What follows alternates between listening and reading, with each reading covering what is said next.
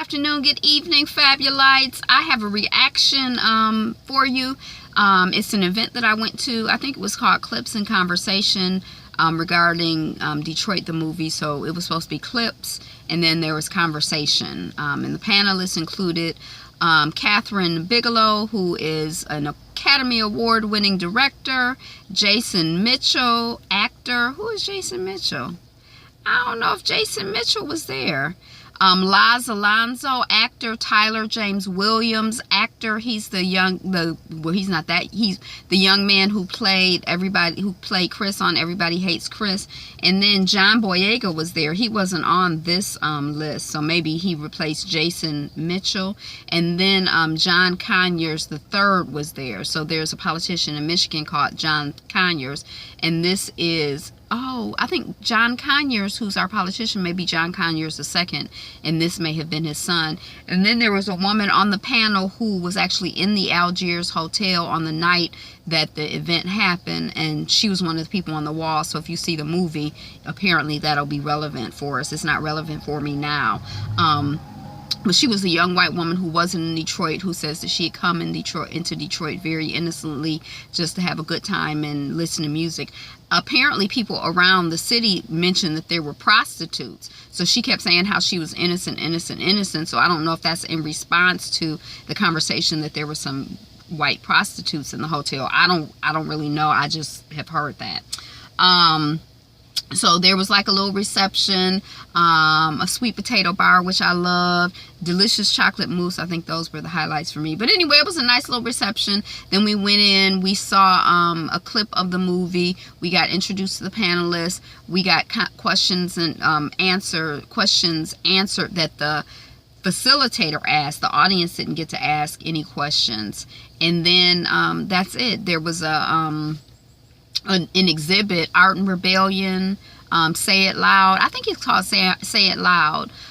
Is opened at the museum sometime this week. So that was open for us. So I did get to see some of that exhibit. Excellent. I get so caught up in the events at the museum that I just have not made it a point to go and see the artwork at the museum. But every time I see stuff there, I'm like, oh my gosh, this is excellent. So I think I'm really going to make it a point to go once a month and see whatever the exhibits are and spend some time. But these are the highlights from that event for me. I didn't think that I was going to take notes. I wasn't expecting to take notes. I just really, my expectations, I think I probably mentioned, were very low for the event. I just figure it's a Hollywood movie. I don't expect much, except for that they gonna make something that they think is gonna make them money. I don't expect them to be telling the truth or telling the real history. Okay, so anyway, I found out, or I heard, that in the 60s there were over 300 rebellions in the United States. That is a really high number. I was kind of surprised to hear that. It kind of piqued my interest. That's why I was like, well, wait, hold on a second, let me take notes. And one of the actors said that. I think that Laz Alonso said it. I'm sorry if I'm mispronouncing his name. Until you are heard, you can't be healed. I think that the director, I don't know who said that, but someone on the panel said that. Someone asked, why was the film shot in Massachusetts? And she talked about incentives. Because of incentives, it was not possible to shoot the film in Detroit or in Michigan. And then I heard here recently, I think it was Governor Engler, there used to be a lot of incentives to shoot film in Detroit. And I guess Governor Engler, his friends wasn't making money from that, so they just got rid of it. So this was one of the results of that. This film was not actually shot in Detroit, although she had come, the director and I guess her people had come to town. They had spent time here. They had scouted locations. They knew where they were going to film everything and what they were going to do before it became cost prohibitive, according to them, or whatever, to do it. So Kathryn Bigelow met Conyers, and she said that, you know, she wanted to do a film about the Algiers Hotel, and Conyers is like, that was an execution. So that was an execution. Okay, execution is a really strong word. There was a question about whether it was a riot or a rebellion, and the white woman who was at the Algiers said that she uses the word riot. You know, for the most part, people, what I noticed in Detroit is that black folks or conscious folks use rebellion and other folks use riot. But an event I was in the other day, there was a, let me see if I can pull up this document. I can't pull it up. There was a message, like a telegraph that was sent out, and the people at the time that sent the telegraph, the black people who had their demands, called it an insurrection. So that was kind of interesting to me. So that was part of the conversation. Boyega, he said he's always about swaying the way that black folks are seen on film and in the world. And that kind of caught my attention because it's sort of like he has a consciousness. What in the world is going on? He has a consciousness. I don't know if I've ever seen him in a film. I guess I've heard of him because of the Star Wars, Star Trek, this big mainstream film that he was in. Alonso was talking about the realness of the extras, that the extras were like, well, we never stopped protesting, and we were just protesting before we came over here to film this. But I think they didn't film it in Detroit, so it was shot in Massachusetts. So I don't know if it's a lot of protests and stuff going on in Massachusetts that's related to that. Jonh Conyers III was talking about not selling our trauma back to us like some stuff. So he felt that this film, you know, unlike a lot of films, is not about just selling our trauma back to us. The Everybody Loves Chris actor Tyler, I'm sorry, I don't know your name, he said it's really important, and that the film is to remind us that we are not helpless. We have been here before, and we survived, and we will survive. We're survivors, whatever. I just thought the actors they talked a good talk. I was quite impressed with their clear-headedness and the level of consciousness that they seem to have. Boyega said that he plays a black man who was on trial with the cops, and that he was labeled an Uncle Tom. The person who he's playing was labeled an Uncle Tom and just had a really difficult time. we found out that Bigelow did not give the actors the whole script all at once. Like real folks, they had no idea what was going to happen to them. They knew that somebody was going to die. I think there was one character that they knew, or one person who died in the incident, and maybe some people went and researched it, or maybe some people went along with her artistic process. But they had to approach each day of shooting like life, in the moment. And so there was an innate tension when they were standing against the wall, not knowing if they were going to be one of the ones who lived or one of the ones who died, which I imagine is how the people standing against the wall literally felt. So what else? What was it like standing against the wall? They asked that. Julie was the white woman who was actually there in the Algiers hotel 50 years ago when the incident happened. And she said that there were hours of interrogation, and they got to the wall around midnight, and they got back to their rooms around 4 a.m. That's a long time.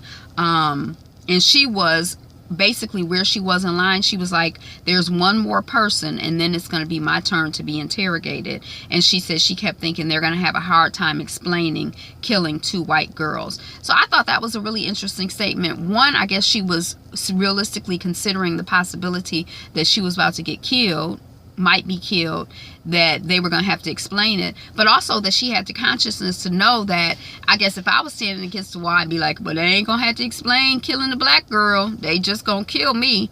But she actually had the consciousness to know that killing her would have some social repercussions. The consciousness, the awareness, or I guess just the white privilege understanding to know that. She said that her grandson is 6'5", biracial, African-American. And I thought that that was interesting, too, that she referred to him as both biracial and African-American. And she says she cringes every time he's leaving the house. And she says she never imagined that 50 years later, the world would basically still be the same in terms of things like her having to be concerned about her brown-black grandchild. so they kind of talk about the fact that not only was there Julie's story, because this was a real experience, not only was there Julie and her story and her experience that had to be treated with care, but there were so many stories involved with this situation that had to be treated with care. And so the interviewer asked, how did you narrow down the focus to the particular people? Now, Bigelow is like, the script was created by Mark Bowe, and I was confused by the panelist question too, because I was like, I don't think she wrote the script, but anyway, she did clarify it. So Mark or Morrow, I have Morrow written down, but I think it might be a typo. Somebody Bowe wrote the script, and she says that it starts very broad and it narrows. It telescopes down to series of individuals and one location, and then it telescopes down to one person. And she says the purpose of art is to educate and change, and that was her hope when doing the work.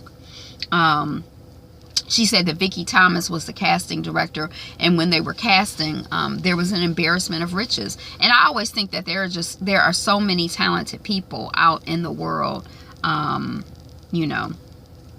Alonso said that the court scene was the most impactful for him. Tyler said that all of the actors had stopped acting and were just upset. Now, this director also has a way of, or worked with this cast in such a way that she kept the camera rolling after the actual written script ran out, and they were just to improvise and continue to work. So that was part of their process as well. Tyler says using this as a way to communicate. Oh, talking about rioting, rebelling, you know, throwing rocks, whatever. It's like when somebody gets to the point where they're using that as their way to communicate, where must someone be in their life to feel that that's the best, most effective way that they can communicate? You know, like how unheard must you feel to feel that that's like the only way that you can express and be, that you can express what you're feeling, that you can say what you need to say. Boyega says that his character is a silent watcher, a silent observer, and the interrogation scene embodies the shock and the pain of African Americans that hasn't left in 50 years. And I'd imagine, I'm thinking, shoot, not only 50 years, but like just from, you know, you at home 300 years ago walking around and somebody snatch you up, whether it's a black person, a white person, or whatever, and then you never see your family again. I mean, imagine the shock and the pain of that experience and generations of it, and indignity and abuse and forced labor and rape and, you know, trauma and drama and skit. And then this feeling also of no matter what you do, the system is against you. And they talked again that the director had a habit of keeping the camera rolling and the scene going without the script. And he said that he was in one scene where the two white actors who were playing detectives were just on him after the cameras were rolling. They were still on him. And he was like, I didn't do anything wrong. And he said it made him think of Trayvon Martin. It made him think of Sandra Bland's smile. So, you know, that was really interesting. Tyler said he did not know the story, and that as he came to know the story, I don't know this story either, but he was embarrassed, and he said that it made him question if he knew anything, or enough of anything, because he hoped, because how could I not know this story? It's so important. And he says that he hopes that this film is somewhat of an apology for a forgotten place and a forgotten situation. Boyega says that when he mentions Detroit, the actual place, to people, that folks always say something negative to him. And he said that Detroiters are survivors, and doing this movie has given him purpose in life. He said that he was floundering a little bit, and this movie really helped to get him clear about what his purpose was, and that he hopes that it gives people who see the movie purpose and wanting to be a positive change. And then Julie talked about the strength of the city. But I don't know if I really captured in the notes, but there was so much, you know, I guess whenever you want actors to be respectful of the work that they're doing, particularly when it's connected with a real life incident, and you definitely got a sense of that respect. And you also got a sense of, you know, kind of I got a sense of a thoughtfulness and a respect that just really kind of surprised me, and I wasn't expecting. And from the filmmaker to the actors, you know, just in general. So it makes me really want to look forward to seeing the movie. So Detroit, the movie, is premiering in town tonight at a special screening. I have my fingers crossed, and I'm saying prayers that I'll be able to get a ticket.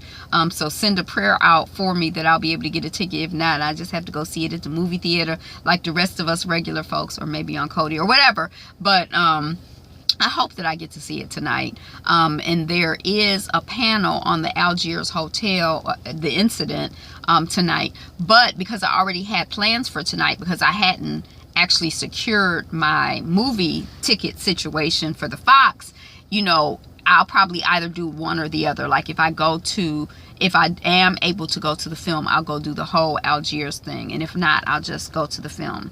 So that's what I got, Fabulites. Thank you for watching, commenting, subscribing. I'm Angela. The channel is Be Fabulous You. And that's what I want you to do today, because today is the best day ever. So be you. Be fabulous. Be fabulous you. Peace.